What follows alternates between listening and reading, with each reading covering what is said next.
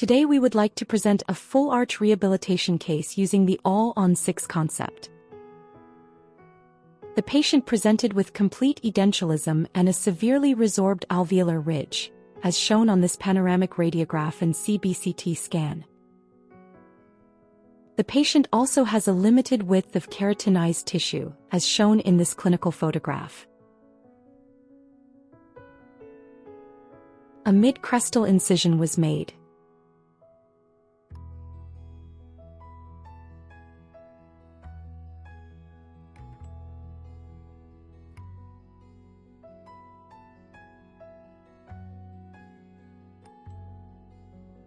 And flap reflection exposed the underlying alveolar ridge.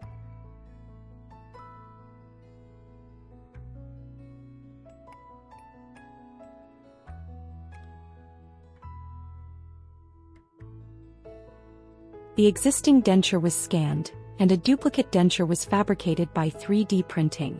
Initial guide holes were then prepared in the duplicate denture to serve as an implant surgical guide.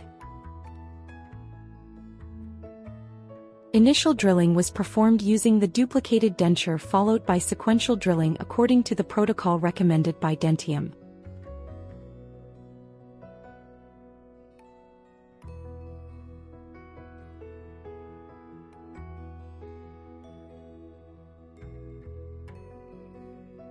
The bright tissue-level implant was placed with a good primary stability. The mount screw was removed and the path pin was placed. The implant sites were marked with a surgical burr, and parallel pins were placed to verify the fixture drilling positions.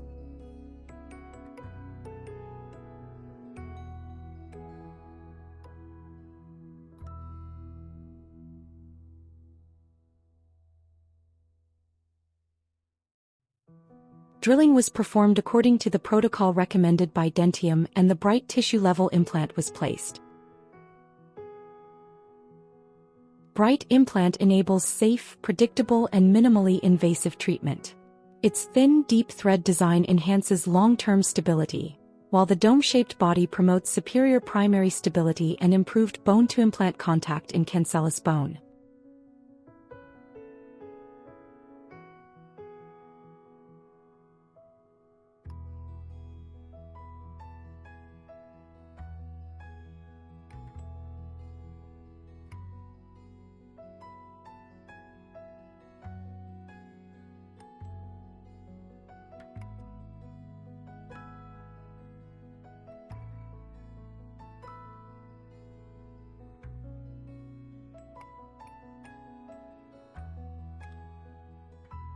And the scannable comfort caps were placed.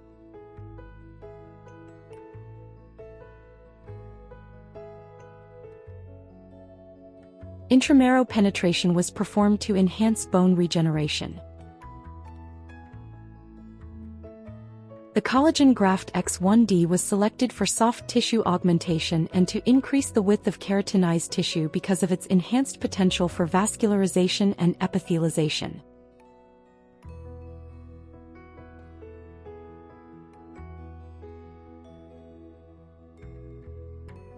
And the Osteon xenocollagen was placed for ridge augmentation. Osteon xenocollagen is a collagenated bovine bone graft designed for easy handling and effective bone regeneration with predictable results.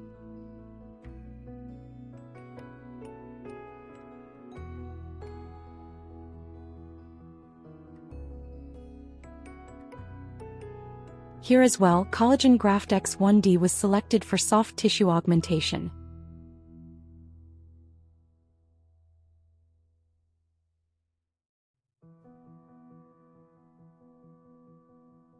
While Osteon xenocollagen was placed for ridge augmentation.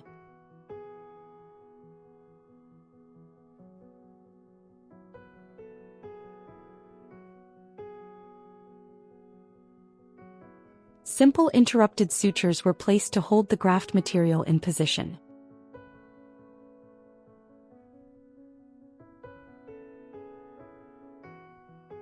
The mount screws were removed and the scannable comfort caps were placed, followed by additional sutures.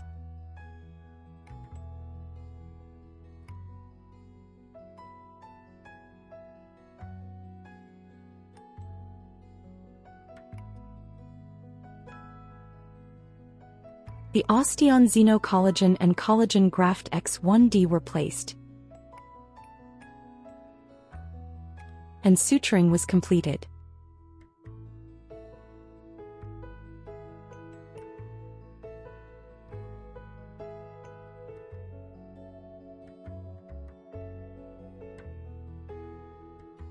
PDRN was injected to reduce inflammation and enhance tissue healing. Gentle pressure was applied to stabilize the graft material and control bleeding.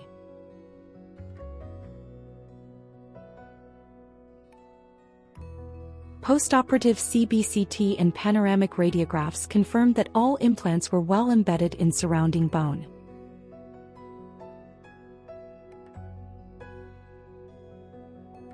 Intraoral scanning was performed, the scan data was then imported, and the provisional crowns were designed. Provisional restoration was designed with 2 mm increase in vertical dimension with virtual articulator. After 9 days of healing, the provisional crowns were delivered to the patient.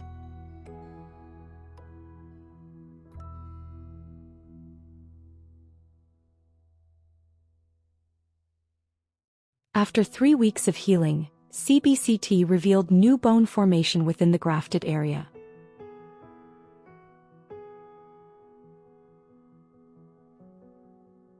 Flowable resin markers were placed to facilitate accurate data stitching during the digital workflow, and intraoral scanning was then performed. Flowable resin markers improved intraoral scan accuracy to a level comparable to that of bite tray scan, particularly in curved sections and soft tissue regions. The maxillary design at the current vertical dimension was not ideal due to increased tooth length and overlap. A virtual mandibular model was created as a reference for the maxillary design, allowing a 4 mm increase in vertical dimension. The rainbow shine T-block was used to fabricate the final prosthesis, which was then delivered to the patient. A PMMA occlusal jig was fabricated to allow the patient to adapt to the increased vertical dimension prior to mandibular denture replacement. Increasing the vertical dimension created more intraoral space, reducing posterior tongue positioning and resulting in an enlarged airway. Final CBCT and panoramic radiographs confirmed stable implants and successful treatment completion.